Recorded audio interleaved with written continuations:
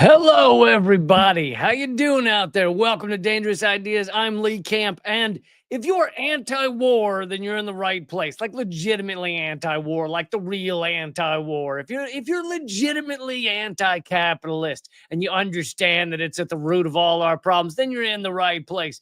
If you're legitimately anti-genocide and ethnic cleansing, then you're fucking in the right place. Thanks for being here. Glad you're here. Well, I got a lot of stories to get to, so I'm gonna get to it. Click thumbs up, click share.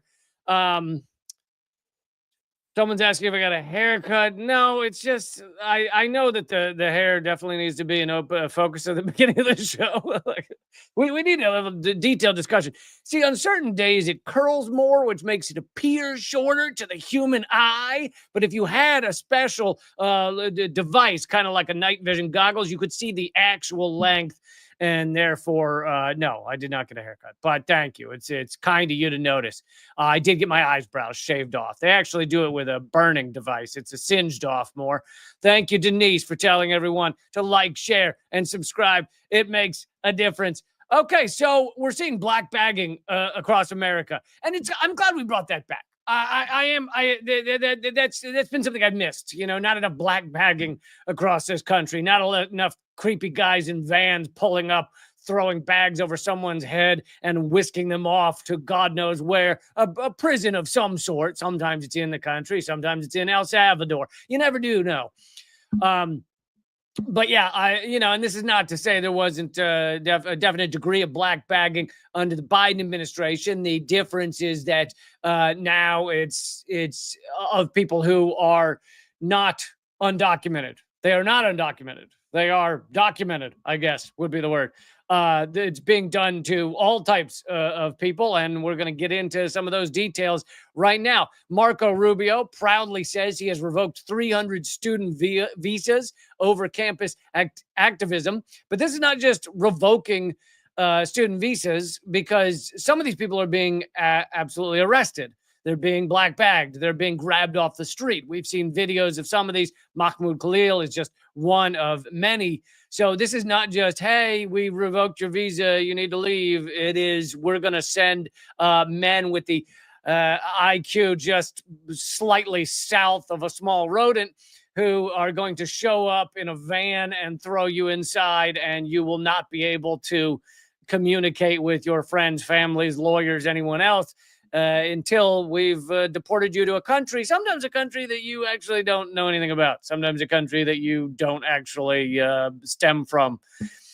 But yes, Marco Rubio is proudly talking about how he's going to get rid of all these, as he says, lunatics. Over the past several weeks, a handful of student visa holders and other legal residents have faced deportation for nebulous allegations, because as we saw with Mahmoud Khalil, which we still haven't seen the end of that drama play out, but as we saw with him, the U.S. government, or at least leaked voices from the U.S. government, said he did nothing illegal. We just feel like black bagging him because he was part of this student activism to stop a fucking genocide.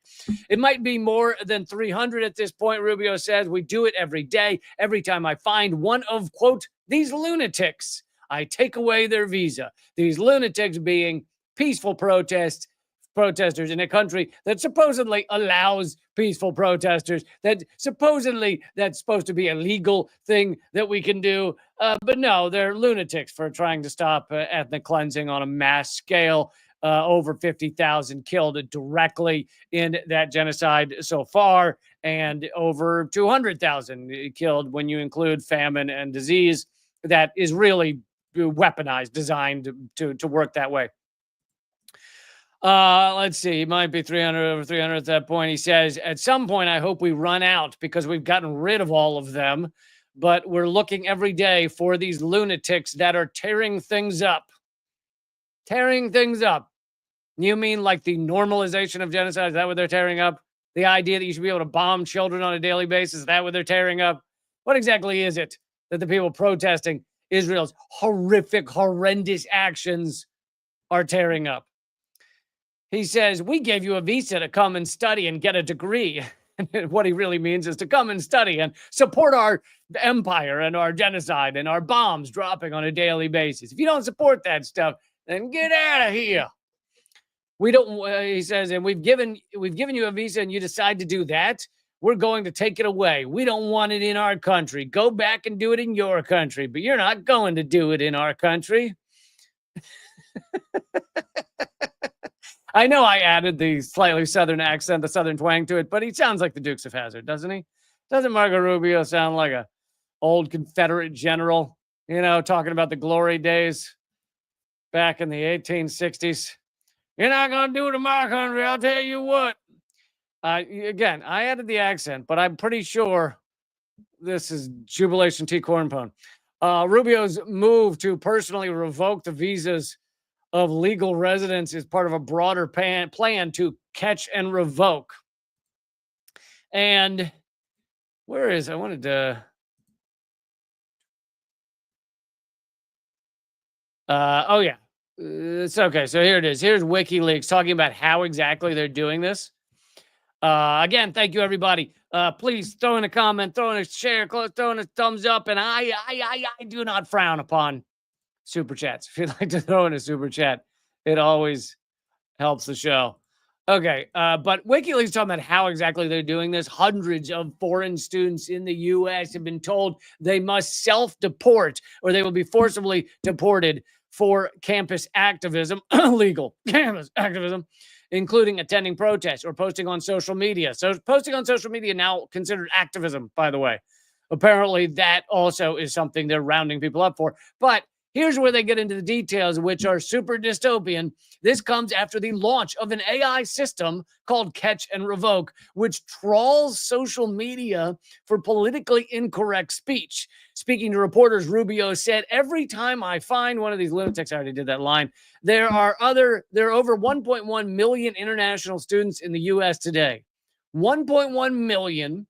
And if you posted something saying Israel's committing genocide, ethnic cleansing, everything that is true, that is ostensibly true, not ostensibly, that is, I was going to say objectively true, then you could be arrested by these fucking goons. That's what could happen right here. And so they now have an AI bot that, well, I don't need to add the word bot, but they have AI that is searching the internet, is trawling the internet for anyone who says things that are true about Israel's actions. And when they find them, they then cross-reference, are these, students on visas? And if they are, well, now you could be arrested, deported, other horrible things. I mean, and it's easy to go, oh well, deportation. They're going back to their home country. What's the big deal? But look at the example of Mahmoud Khalil. He's in prison now. He's in one of the worst prisons in the U.S. in Louisiana for leading peaceful protests. He's not yet in another country. He's not free. And like the amount of torture they can put someone through, even if they only hold them for a few days before the deportation, is amazing. Incredible amounts. But so yeah, you can't post things if you're not an American citizen. Now they'll come after American citizens soon too, I'm sure. But and they already have in some ways. But so you can't post things, but then also there's examples of someone being found, I can't remember all the details, but to have texts in their phone that were saying negative things about Donald Trump. I don't know why. I don't know. I mean, what could they come up with? Where did they get? What? Who? Where? What could they be quoting? What facts have they found that are negative about President Mump? But found text on the phone, and so the guy was deported for that. So you now have people worried to text others the truth. So whenever you hear this criticism about China or Iran or Russia and the amount of repression in those countries, the U.S. loves to run around and say, these are oppressive countries. What the fuck is this? What is it? Literally people being black-bagged for posting something online. And of course, I'm not being black-bagged. I would like to thank the Academy for that. But I, for saying these things, am just one of the most suppressed on the internet. And again, it's not that you can never say these things. It's when it's kind of your beat, when you actually, when it's like, oh, every day I think I'm going to talk about this genocide. That's when you get heavily suppressed. I want to bring you some of the other things that have happened on this topic. Please click thumbs up, click share, all that stuff. Really appreciate it. If you're listening to the podcast, don't forget to rate the podcast afterwards. So they're talking about this list of cases that have been going on in Indiana, an incredibly dystopian case. And I've read some more of the details on this, and it really is horrifying. A tenured professor at Indiana, Xiaofeng Wang, who had been there for 20 years doing like excellent research. He'd been in charge of millions of dollars of research funding, a prominent computer scientist, disappeared. And he and his wife have been disappeared by the authorities because neighbors saw the FBI go to their home, and no one can find them. As far as I know, to this moment right now, no one's been able to find out where they are. They were disappeared 2 weeks ago with his wife after FBI agents raided his home in a fleet of unmarked cars, and they haven't been heard from since. His entire profile, email account, and phone number were quietly erased by his university, and so were those of his wife. When questioned, they refused to say why, meaning the authorities refused to say why, not the professor and his wife, because no one can speak to them. The university refused to say why. They've erased everything about this guy. It's like he never taught there, despite having done so for the past 20 years. In Florida, another case of a Chinese professor, Kevin Wang, did anyone notice they're just going after Wangs? I know this is a pretty childish administration. It's possible they're just going after all the Wangs. Kevin Wang, fired under a new state law, fired from his university job, that limits public universities from employing people from so-called countries of concern, unquote. How about the United States for a fucking country of concern? I'm concerned, okay? I am very concerned about what the hell this country is. Look, right here. Everybody, right here. We're concerned. This is concerning. This is really goddamn concerning what this country, what this collapsing empire is becoming. Ironically, Kevin Wang left China. The list of the countries of concern are China, Cuba, Iran, Russia, and Venezuela. Ironically, Kevin Wang left China and moved to the U.S. because he says he faced political repression in China, as he felt he couldn't express his political opinions there. So he thought the United States would be the place to come. How's that going for him? Turns out in the U.S., it's even worse. He gets fired despite having the right, quote-unquote, political opinion.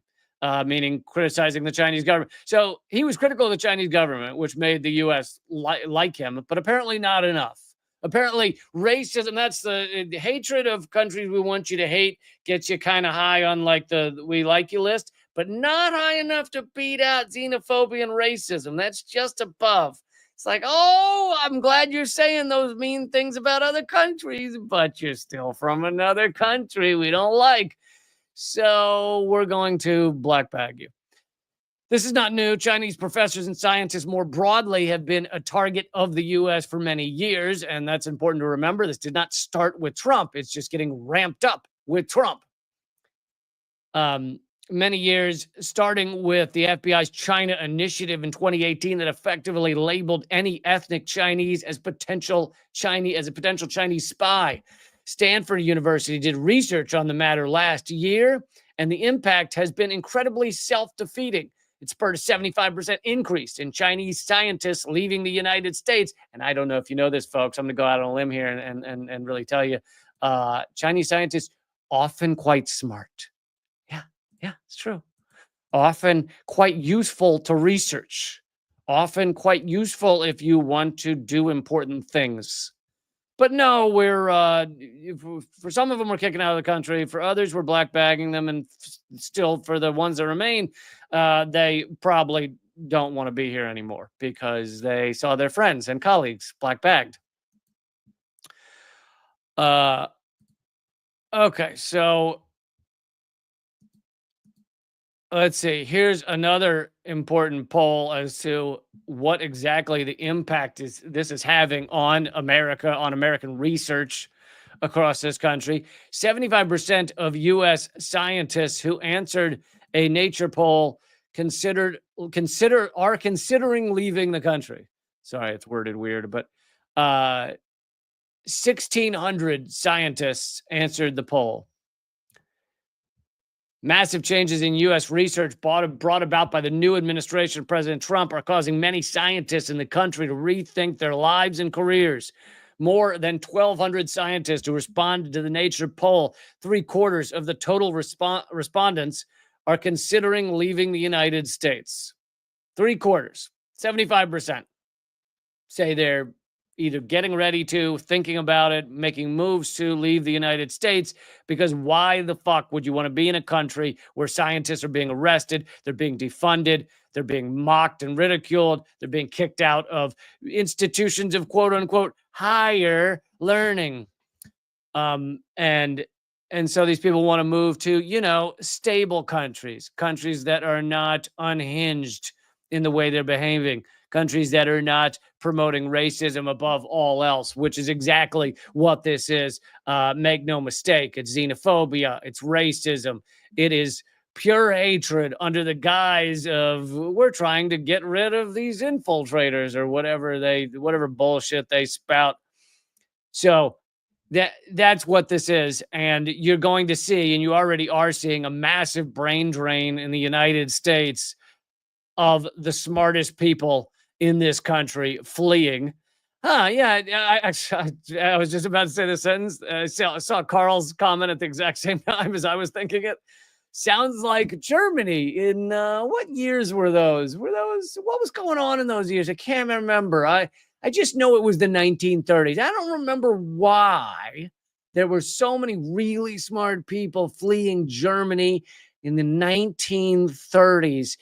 I can't for the life of me recall. And I also can't come up with any reason that right now would be similar to that. I don't know. Why could it be? Yeah, massive brain drain. Here are a few more stories about a few more news articles about the attack on free speech, science, and research. The U.S. seems to be sending out questionnaires to researchers at universities and institutes outside of the U.S., asking them about their political leanings. Dutch universities are strongly advising Dutch researchers not to respond to the questionnaires. I think this means, not to respond to the questionnaires, and warn they're designed to stifle free speech and independent research through intimidation. Universities of the Netherlands have also warned researchers about the questionnaires. The questionnaire asks, for example, whether the researcher's organization works with, quote, entities associated with communism, socialism, or totalitarian parties. If it's associated with the U.S., then it is a totalitarian party, because that's what we fucking got. Whether the research project has taken appropriate measures to defend against gender ideology. People are so stupid. And whether the project has measurable benefits for U.S. domestic industries, workforce, or economic sectors. A French scientist was denied entry to the U.S. this month after immigration officers at the airport searched his phone and found messages in which he expressed criticism of the Trump administration. That was the one I was thinking of earlier. I learned with concern that a French researcher who was traveling to a conference near Houston was denied entry to the U.S. before being expelled. Philippe Baptiste, France's Minister of Higher Education and Research, said in a statement. So this is also stopping scientists from wanting to work with American scientists, from wanting to work with American institutions, from wanting to come to conferences. So our next stop was Arizona, the San Luis. So this is Oh, this is a Guardian. This is a Guardian reporter saying our next stop was the San Luis Regional Detention Center. The transfer process. I'm not. They phrase this kind of weird. String of prisons is another a Canadian woman who'd been arrested, I guess, and this Guardian journalist was following her. Maybe the transfer process for the detention center lasted 24 hours. A sleepless, grueling ordeal. The roughly 50% of us were crammed into a prison bus for the next 5 hours, packed together. Women in front, men in the back. We were bound in chains, wrapped around the waist with cuffs, forcing every movement to be a slow, clinking struggle against the chains. If you're a scientist or researcher planning on going to a conference in the US, maybe reconsider. Almost immediately after being sworn in, Trump put his signature to piles of executive orders, freezing tens of billions in funding of research and international assistance. It's interesting he was able to do that so quickly because I recall the president just before him, can't remember his name, couldn't seem to get anything done. Congress just stopped it all from happening. He wanted to do so much, but Congress just wouldn't let him. They were being so mean. But Donald Trump, it doesn't, almost none of this has passed through Congress. None of this has had anything to do with Congress. Trump was just doing it. Like, imagine if the Democrats actually stood for all the shit they say they stand for, and Biden just got into office and immediately thousands of executive orders just saying, hey, everyone gets health care. Hey, all student loans are wiped out. Hey, if you're facing systemic racism, we're gonna fix that, and here's how. Hey, we're gonna put stipulations on gas-powered vehicles. We're gonna actually do something about climate crisis. Hey, just executive order after executive order. No, can't. Absolutely not. Yeah, Pittsburgh dude in the chat just said it was the parliamentarian, and I actually tweeted that out earlier today. I said, as Trump's, doing everything. I can't remember which thing I was pointing to, but Trump's arresting just scientists across the country and just upending everything. But no, the Democrats, they couldn't get that $15 minimum wage because the parliamentarian was just that all-powerful parliamentarian. You know that guy. He stops everything you want to do. That powerful, powerful parliamentarian. The thing no one knew existed until the Democrats needed to point the finger at someone for why the fuck they can't do shit. That's what happened. Oh, it's the parliamentarian. But you notice Trump doesn't seem too held down by the parliamentarian. You got to like that about Trump. He seems like he's doing okay up against the parliamentarian. It's good to see that he's able to really handle that parliamentarian who's just been such a thorn in our sides. Democrats fucking suck. He signed an executive order to dismantle the Department of Education. I talked about that on a previous show. And, if you guys didn't hear that one, I looked up exactly what the Department of Education does because, we have a vague idea. But what is it like if it goes back to the states? If education is purely by the states, what does that change? And it turns out the Department of Education is mainly focused on defending students that are discriminated against, handicapped students, disabled students, various forms of racism or bigotry in schools. And of course, they don't want any of that. Now, was the Department of Education actually doing a good job on that? Yeah, it's a tougher argument to make. And then they also collect data is one of the biggest things they do. Data on, for example, are predominantly black schools far less funded by federal grants than predominantly white schools. Like that type of data is what the Department of Education does. And when you don't have the data, you don't have to worry about people talking about it. Isn't that nice? So much nicer when you don't have the data. Denise, thank you for supporting the show. It means a lot. Denise says, I'm getting sick of this country pretending that a duopoly was ever a healthy democracy. Healthy is not a term that we use to describe our democracy. Healthy is definitely not one of them. Thank you so much for the super chat. It really does help.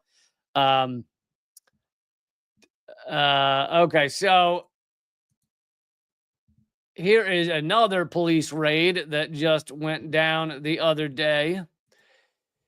Police raided a Quaker meeting house, which for those of you who haven't been to, many of these activist meetings, many of the smaller ones or some of the smaller ones will take place at Quaker meeting houses because they allow for meetings of activists trying to stop war, that kind of thing.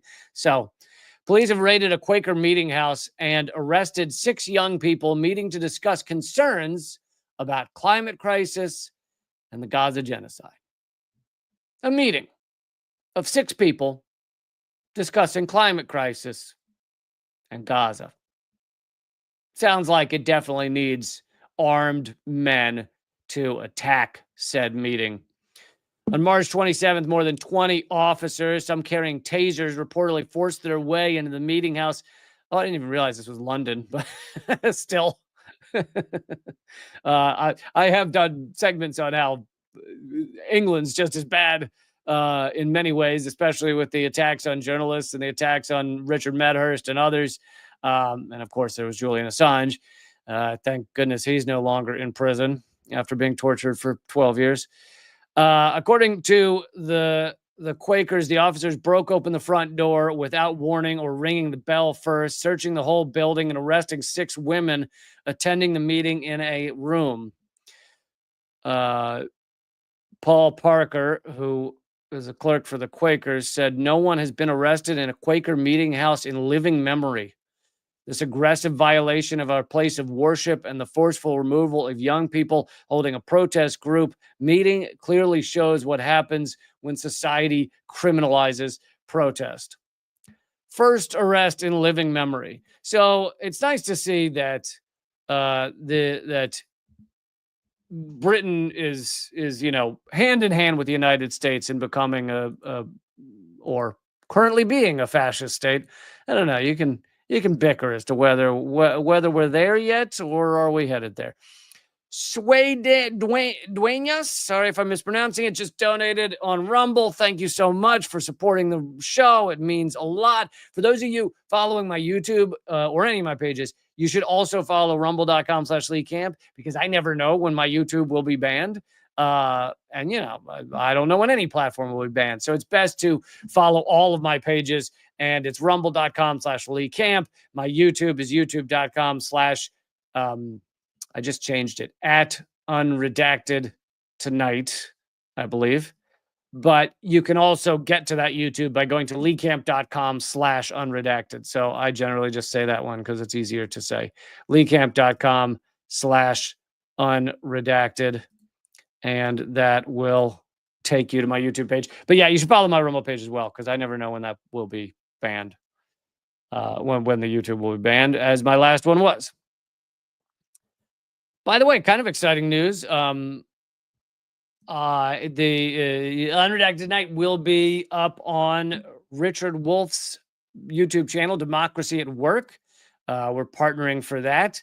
And so you can also watch it there, but I obviously hope you subscribe to my YouTube channel. That is, if you look up Democracy at Work on YouTube, you will find that page. And the first episode went up yesterday. And hell, even if you've already watched that episode of Unredacted, episode 6, go click the play button on Richard Wolff's page to give it another view. Why not? And so, yeah, exciting to work with him as well. Okay, so let's keep moving here. This is an interesting interview by Chris Hedges, although I'll be quoting mainly Jason Stanley, professor of philosophy at Yale University, and the author of How Fascism Works and Erasing History. Shouldn't it be At Erasing History? I don't know. Either way. But it fits with the subject we were just discussing, the arrest and the black bagging of Americans, because obviously that is all connected with racism, bigotry, all of these things. They're all intertwined. I mean, the reason they feel comfortable, these lunatics, and I'm now using Marco Rubio's word actually appropriately, these lunatics in our government feel comfortable black bagging Chinese professors, black bagging Muslim students, black bagging immigrants is because of the racism that they've carefully crafted against all of these peoples.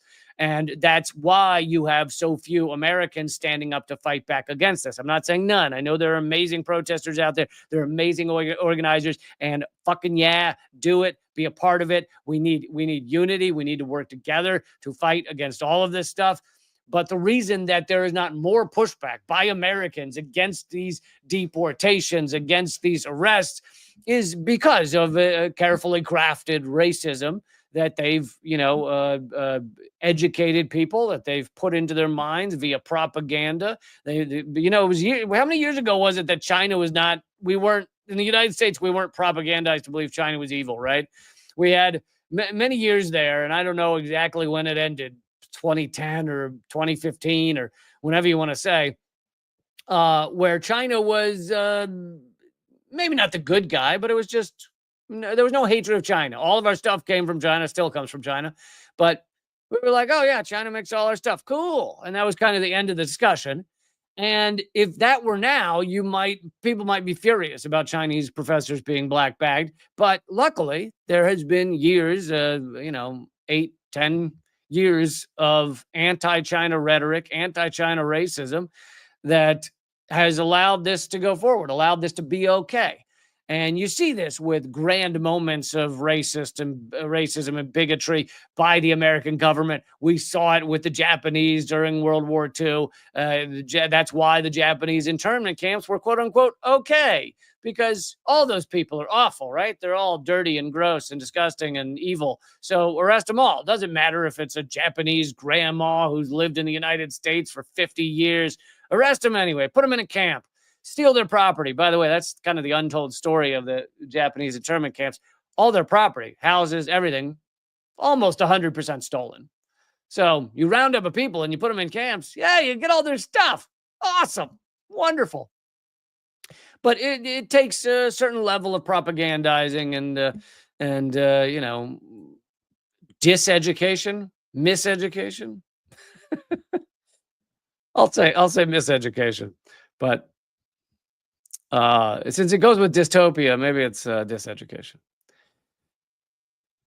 So this is with Chris Hedges' interview with Jason Stanley, professor of philosophy at Yale University. Said the idea that white Americans are being victimized, and sorry to interrupt again before I even get started, but you'll hear this all over the internet, all the talking heads, not all of them, but so many talking heads on YouTube and independent channels and Rumble. This is such an ongoing effort to make the nation, the world, believe white people are the victim, right? Now, this doesn't mean, for anyone who's confused, that there's no white person in America that doesn't have a difficult time. That is not what this means. It means that they're largely, almost 100% of the time, not having a difficult time because they're a white person, or a white man at least. They could have a difficult time because they're poor. They could have a difficult time because they were unlucky. They broke the law like everyone breaks the law, and then they got caught up in something. But they're probably poor. If the police are really going after them, it's probably poor white people. If you're a rich white person, then you're not going to spend long in prison for anything unless you murder 12 people in the middle of a mall. And then it's questionable. If you're Purdue Pharma, you can murder hundreds of thousands and not see a day in jail. If you're the Sackler family. Anyway, the idea that white Americans are being victimized in universities by critical race theorists, the level of absurdity, factual absurdity, beggars belief. But that's the idea, to make white people feel victimized. And so you erase the history. You erase the fact that black people were marginalized in America. You make it illegal to talk about the continuing marginalization by the after effects of housing segregation, Jim Crow, mass incarceration. This is what systemic racism means. And when you hear people say we have systemic racism and you go, oh, that's not true. Well, I don't know. You do. I hope you don't. But people go, that's not true. I'm not racist. Everyone I know isn't racist. That, for one thing, You probably have some racism in your body somewhere, but that's not really the point. The point is systemic racism is deeper than that. It's deeper than one person or one's group view of how things work or how they should work. Systemic racism is, my favorite example. If you listen to the show a lot, you're tired of hearing it, but my favorite example is they found that you're 50% less likely to get a job interview if you just have a black sounding name.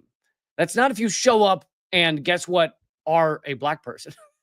Which is a whole other level. But this is just your name on a piece of paper.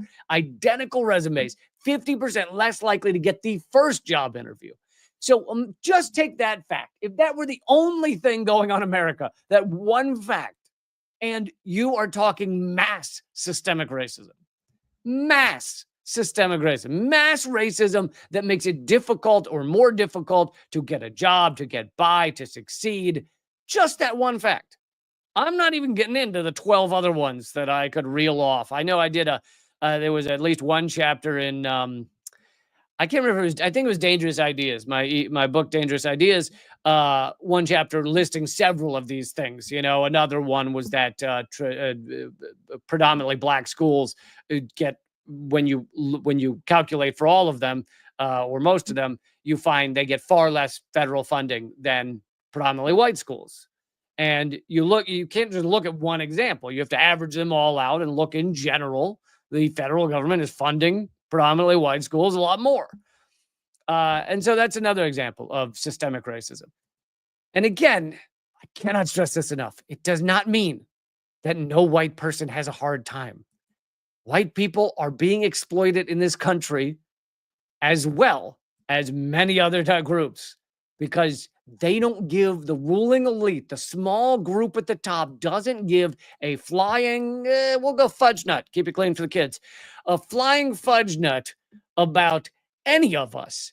But that doesn't mean there's not also on top of that, like a layer cake of shit. Okay. There's not also racism on top of that. It's a shit layer cake. Thank you, John Darwin, for telling everyone to hit the like button, hit the thumbs up, hit the share. I'm always fighting suppression. I'm always amazed at these clowns. I'm not going to name any names, but there's certain clowns, and it's actually, I know some of you are thinking someone, and it's not the person you're thinking, but I'm amazed some of these clowns getting hundreds of thousands, millions of views for their live streams, spitting out absolute garbage, or spitting out, even if it's like 80% not bad, but then 20%, like, what the fuck are you talking about? Just crazy numbers of views on YouTube. And it amazes me. It's like, wow, wouldn't that be nice if I just could criticize capitalism like 99% less, criticize corporations 98% less, criticize both party warmongering genocidal maniacs 96% less. I bet you I'd be getting those millions of views and the tens of thousands of dollars as well. How nice would that be? Okay, so another quote from Jason Stanley. They're not erasing history, they're rewriting it to justify a takeover of institutions. Just teaching black history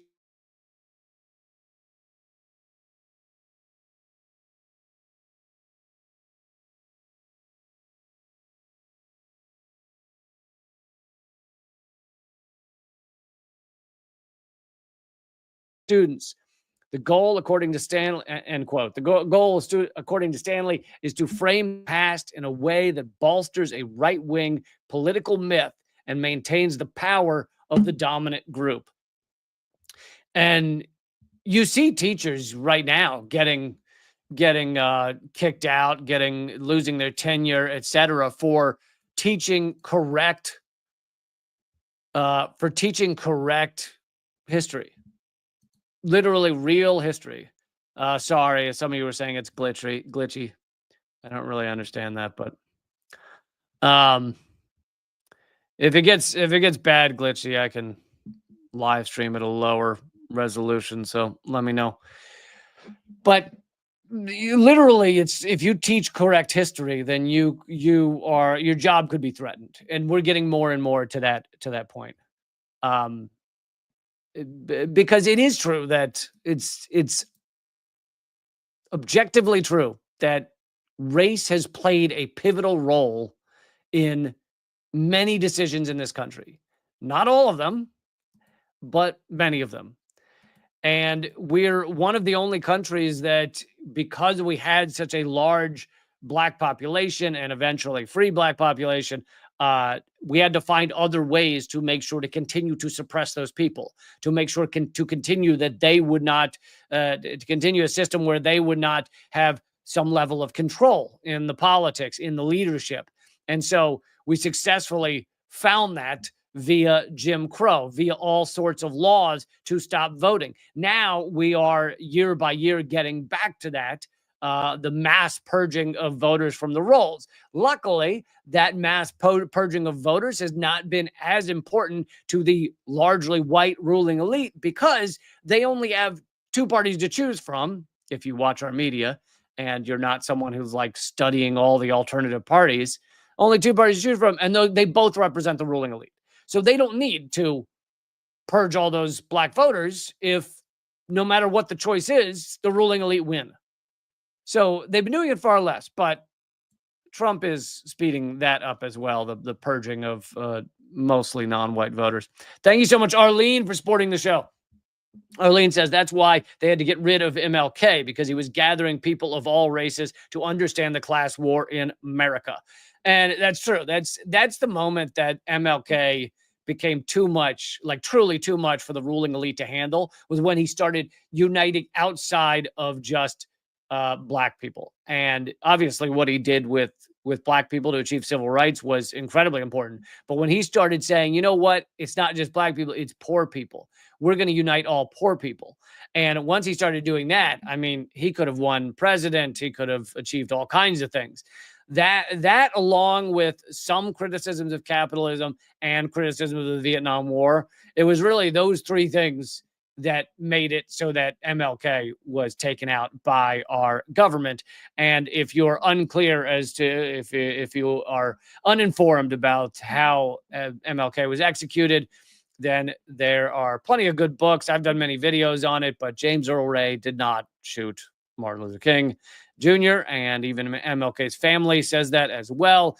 And in the only trial ever held in 1999, the jury, after hearing from 70 witnesses, found that government agencies worked to kill MLK, but they did not. They said Lloyd Jowers helped out. He was 90-some years old at the time. He was the owner of the bar where the shot came from, and he helped break down the rifle. Basically, he was handed the rifle after the gunman was done with it, and they said he was part of the plot, but he's not the one who took the shot. They were unclear on who took the shot. The jury was. But you can find out that answer in William Pepper's book, The Plot to Kill King. I interviewed William Pepper a few years back. Unfortunately, he has passed away, though, but he did amazing work to reveal who killed Martin Luther King. Okay. I got more topics I got to get to, but please click thumbs up, click share. If you have not watched Unredacted tonight, I would love for you to do so. I'm going to put the website on the page here again, leecamp.com/unredacted. By the way, I am offering, to try to help fund this show, to try to make Unredacted Tonight sustainable in some way, because I really don't want it to end, due to lack of funds. But I have created a couple of items that support the show. There's some stickers and like two t-shirt designs. And you should be able to see them whenever you're on YouTube. So underneath my YouTube videos, you should see that there are three things there that can help support the show. And if you feel like grabbing one, but leecamp.com/unredacted will take you to the whole playlist that shows you all the unredacted videos, rather than just the latest one, which was episode 6. We got episode 7 coming up. I think not the following week, but the week after. I'll let you guys know more. We're gonna have 1 week off of Unredacted tonight. I think probably eventually I'll go to 6 weeks on, 1 week off or something to make it more feasible. But anyway, thank you so much, those of you who are supporting the show. And of course, the most important thing you can do to support the show is become a member at leecamp.net. I know leecamp.com is on the screen right now, but leecamp.net will take you to my locals page, which is where you can become a member of the community, hang out, be a part of it, join us, join all the awesome people that support the show and care about these things. And that's the best place to do it, leecamp.net. You can also do it at patreon.com/leecamp. But the community aspect is more of a locals thing. Patreon's not much of a community, so leecamp.net is the community. You can also post your own stuff there, which sometimes I find topics to cover over at locals, and I love that. Thank you, Teresa. Teresa says she already bought the stickers to hand out, the Unredacted Tonight stickers. Really appreciate you doing that and supporting the show. Teresa, you are the best. No, seriously, Teresa, you're the best. Now, granted, there are, I'd say, 3 to 5 people tied for best, so you're not alone there, but you are the best. Oh, this is hilarious. I gotta get to that. Oh, all right, lot to get to. Here we go. Let's move on. Click thumbs up, click share. So Hamas said just a quick update on Israel's fun and genocide. Hamas has said that they are accepting a new Gaza ceasefire. And you think, thank God. Thank anyone. Thank someone. Ceasefire is better than no ceasefire. People not dying on a daily basis from bombs is better than that happening. So please, yes. But if you read on, you find out that it is a proposal put forward by mediators in Egypt and Qatar, and Israel is not agreeing to it. Because here's the thing, Israel does not want any ceasefire. They want to finish obliterating Gaza. That is their plan. And they never intended they intended to get back some of the hostages, which you got to remember, there's 10,000 hostages held by Israel. But they intended to get back some of the hostages in the last ceasefire, but they're never intended for the ceasefire to continue. And we're seeing that day to day. But so anyway, this ceasefire has been put forward, and Israel has now put forward a counter proposal.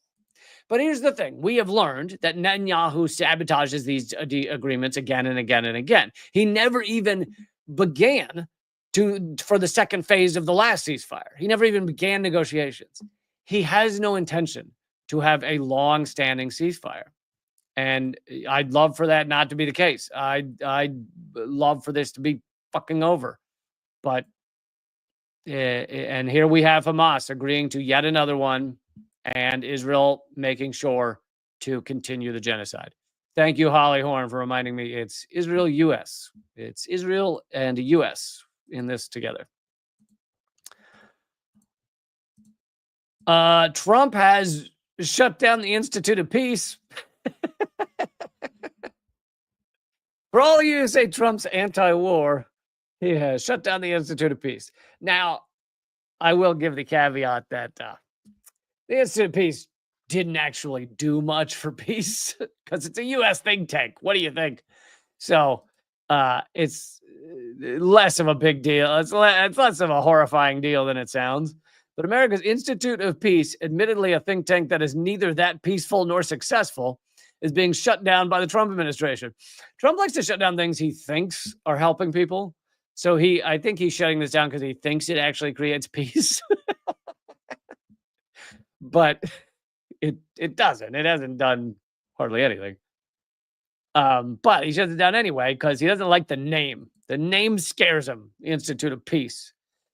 This writer says, meanwhile, the Institute of and for War, otherwise known as the Pentagon, is going full throttle and likely getting even more money to crank up conflict around the globe.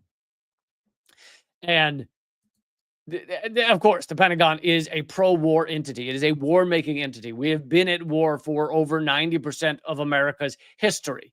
And a point that I've made that I really have not heard many other people make is psychologically, you even if there were peace right now in America, let's assume the U.S. wasn't shipping bombs to anyone, wasn't doing anything, no, didn't have 900 bases around the world. You do not spend $1 trillion a year carefully training, crafting, planning, doing every little intricate detail of war to create war and not ultimately, eventually do it. You've got to think about what is the Pentagon? The Pentagon is thousands upon thousands of men and women who have spent their lives focusing on how to kill others, how to destroy countries, how to destroy infrastructure, how to destroy people's lives, how to dominate others via war, via death, via bombs, via drones, via surveillance, via all of those things. And it is impossible to do that every day, all day, and not use your toys, not do the thing you've trained for. Maybe there could be a stretch of peace that lasts, I don't know, 10 years, 12 years, but eventually the lunatics who spend their lives figuring out how to kill and create war are going to do that. And so you cannot get out of this system unless you upend the system.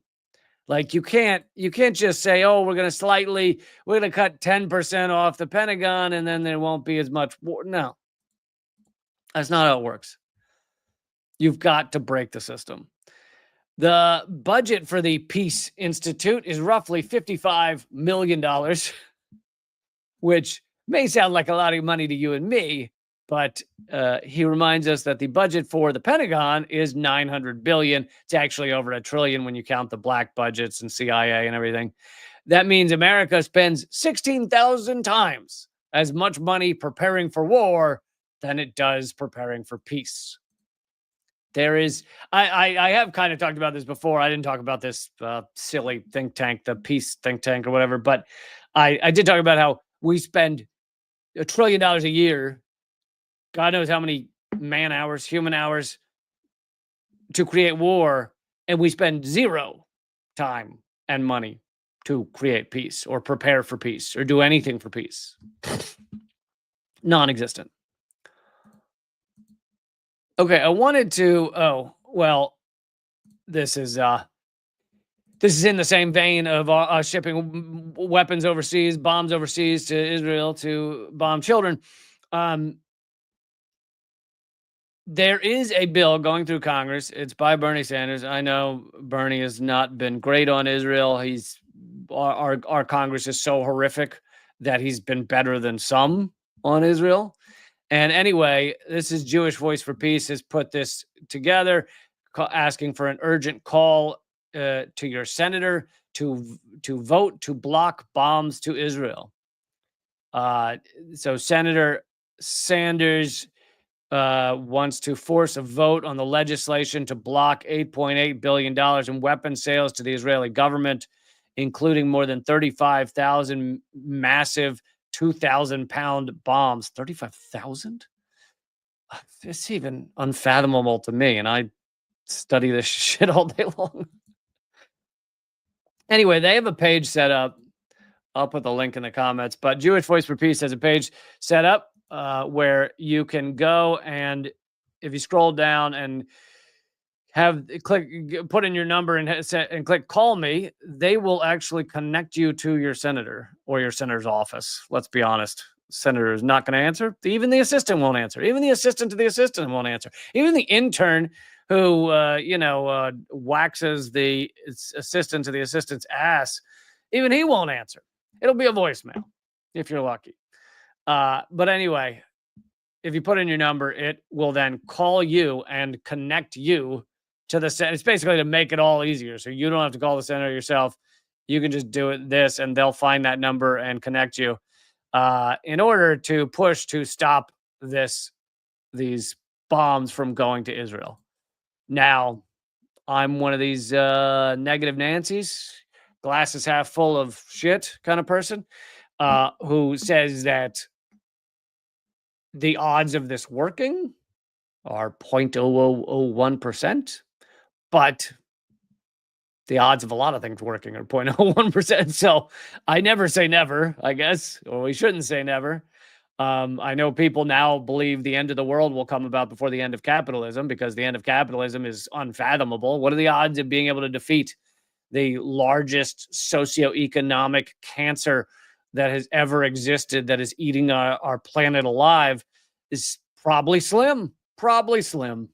But I think the end of capitalism could come about before the end of the world. Maybe if we fight in the right ways. It also doesn't mean that I don't support the little band-aids that can help a little bit. This is a band-aid. Stop some of the missiles, some of the bombs going over to Israel to commit genocide. It's a band-aid, but I support some of the band-aids, most of them. I think UBI would be universal basic income would be very helpful to a lot of people. It would decrease poverty immensely. You decrease extreme poverty in the United States perhaps overnight with universal basic income. Will it stop capitalism? Will it fix capitalism? Will it fix the gravity of capitalism that eats up our world? No, it will not. But it is a useful band-aid. I also think we all need to get working, especially the smarties out there, on creating an AI system that tells us how to beat the fucking ruling elite. Because I feel like that AI is going to have some ideas that are better than ours. If we just had the right AI tell us how to beat them, I think we could do it. Anyway, I haven't put the link in here, but you can go to jewishvoiceforpeace.org. I imagine it's probably near the top of the page. That's a hell of a link. Sorry, it's such a crazy link. But anyway, jewishvoiceforpeace.org has that. Okay, I promised to show some of JD Vance's hilarious Greenland flop. I got to get you some of this. JD Vance, for those of you who don't know, and I envy you for not knowing. For those of you who don't know, JD Vance Greenland to he was supposed to tour Greenland. Of course, Trump and the Trump administration are getting ready to steal Greenland. They're doing everything they can to, quote, annex Greenland, to literally just steal portions of the world. I mean, the truth is, there's not a lot that could stop Trump from saying he wants to steal most countries that don't have militaries. I mean, there's a lot of countries around this world that don't have militaries. There's a lot of countries around this world that have little to no military, like tiny, tiny militaries. There's not a lot stopping Trump from just claiming they're all his. So, it's going to come back to how many countries that are not them. First they came for Greenland, and I didn't stand up because I'm not Greenish. I don't know what the word is for. I'm not Greenlandish. I like Greenish. I'm going Greenish. So yeah, it's going to come down to the countries that stand up for Greenland or Panama or Cuba that are not them. That's and the people that stand up for them. But anyway, so JD Vance flew to Greenland. It was supposed to be a tour where he was going to, wave to his beloved onlookers or the onlookers who beloved him. And it was they were so worried about his safety, and they knew no one was going to celebrate him arriving there, that ultimately he flew to Greenland and just spoke at a U.S. military base. That's all he did. Just spoke at a U.S. military base to American soldiers. Like to a mostly empty room. It looks like a little like middle school play, but maybe it looks like the rehearsal of a middle school play because there's not even really an audience. It's the rehearsal of an elementary school play. All right, let's just hear a few minutes of this. And then we'll take some questions from the reporters. So number one, I think a lot of Americans wonder, why does Greenland matter so much? Why does the mission of this base matter so much to the American people? I love that it. Sorry, I know I stop it too quickly, but the truth is, it's hilarious. His openings, he's gone to a foreign country, to I can't stress this enough, not U.S. country. He goes there. His opening sentence is, "Why does stealing your country matter so much to us?" Like, I don't think I don't think that's the first question. I think the first question is, how fucking dare you? I think that's the first question. And question two is, no, really, how fucking dare you? Like the idea that the first question is why does this matter? Why do we want to steal your country so much? Why is that? It's so pathetic. I mean, it really is. It's like the Brits coming to the United States and giving a speech to the Native Americans and going, now, first off, you're probably wondering, why do we want to genocide you so much? Well, here's why. And I learned a lot about that today myself. Of course, you can read about it in a book, but I saw it up close and personal. And if, God forbid, to my fellow Americans, if a missile was fired from an enemy country or an enemy submarine into the United States, it is the people here before us who would give notice to our brave men and women further south. And the reason Greenland matters, the reason we love Greenland is because if we're attacked, you're first. Like you're the first ones that are going to notice it, and you're the first ones that are going to be in the way. So, not anything about how Greenland's great. The people are great. The native people are great. The culture's great. Or if you don't want to talk about Denmark, which technically owns Greenland, the Danish people are so beautiful and their culture. No. If we get attacked, you're first, MFers. In the United States to let people know what was coming and, God willing, to try to shoot it down and prepare for it. That's one of the things that we do at installations like this. We know that Russia and China and other nations are taking an extraordinary interest in Arctic passageways and Arctic naval routes. We know that other countries want to come through this area, so we figure we'll just fucking steal it first. Like, you are an unhinged maniac. I mean, they all are, but I guess it's technically Trump. Other countries are looking in this direction, so we're just going to make sure we steal it first, because there's a lot of good minerals to steal here. There's a lot of good things we want to steal. We want the Arctic passageway. We want to make it incredibly difficult or impossible for other countries to use the Arctic passageway that's being opened up by climate crisis, by destroying our world. So that's really why we're stealing it.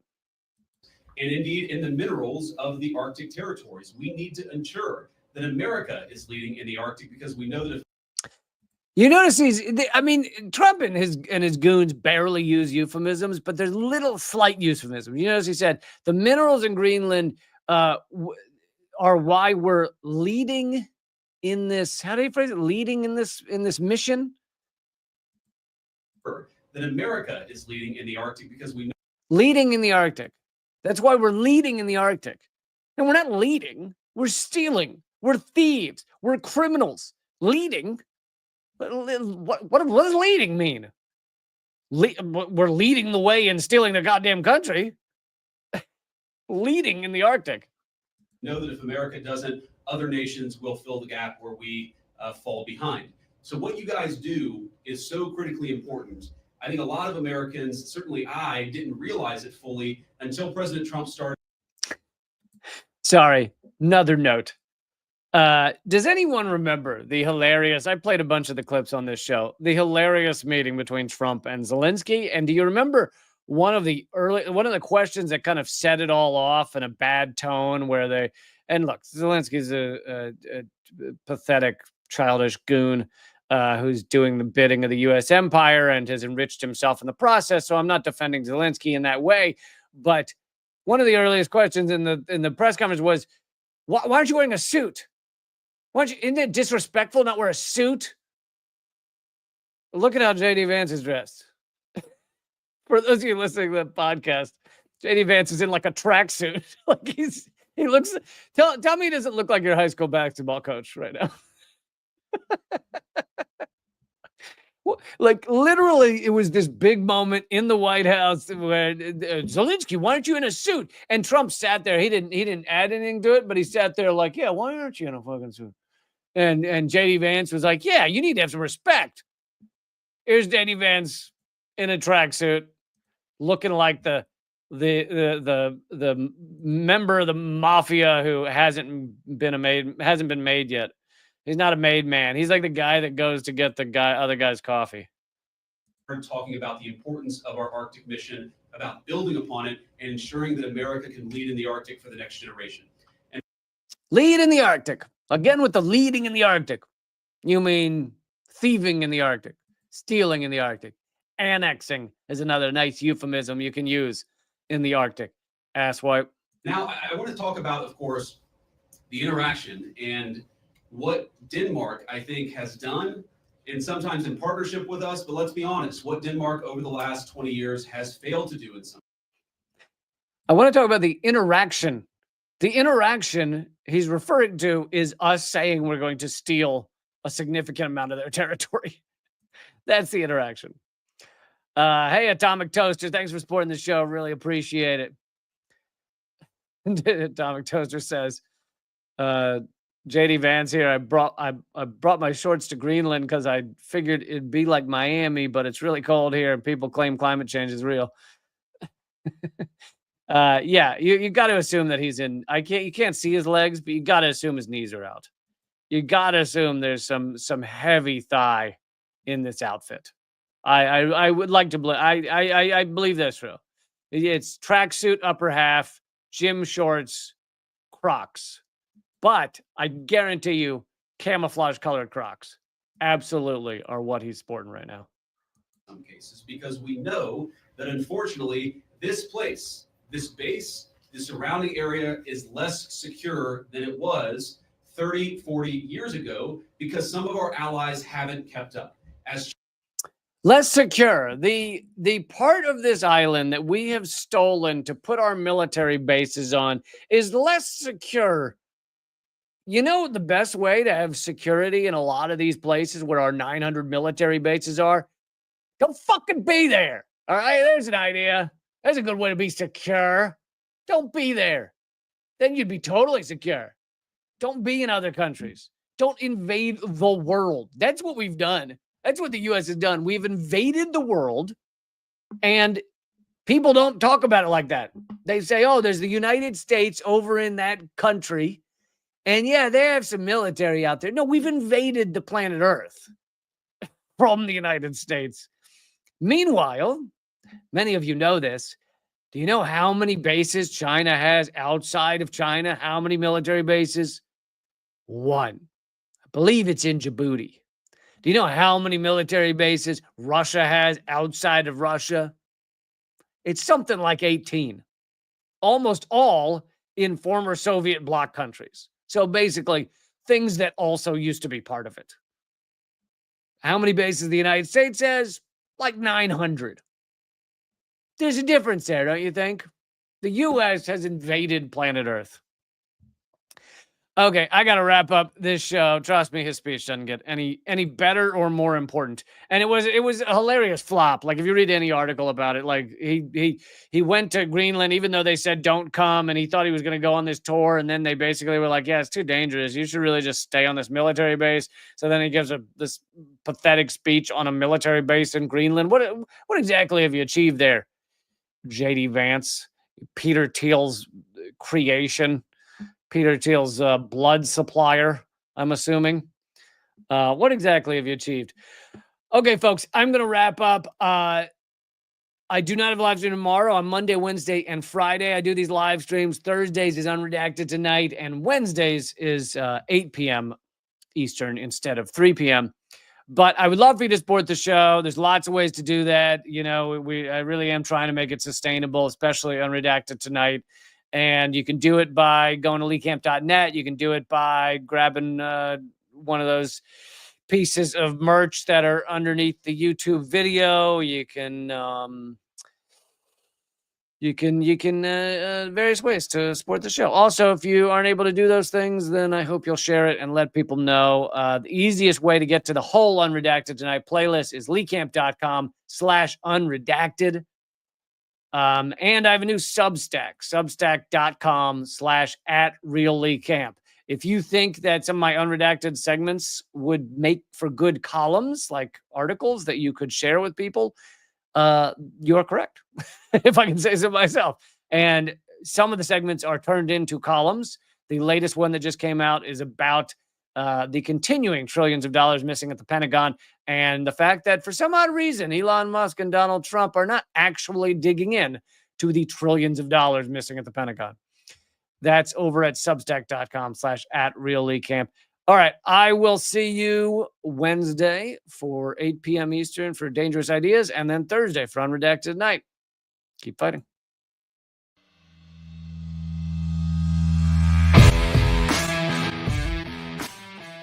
Well, brother, I salute you, though, man. You're one of the few that bring together this tremendous artistic talent and still be in such deep solidarity with oppressed people.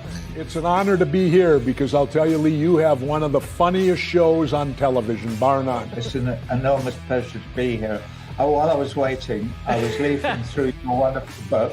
The same to you. I love your show. Be happy to come back anytime. Lee, this is one of the great honors of my long career, just to be in the same earth with you. I'm sure. We're just so blinded. We have so many blinders on because our society doesn't want us to know things.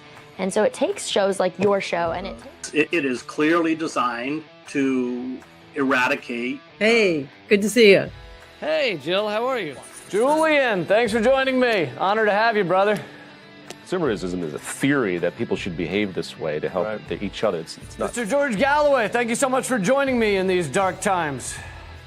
Always a pleasure, my friend. Thank you so much, Lee, for having me on. Keep fighting. Ha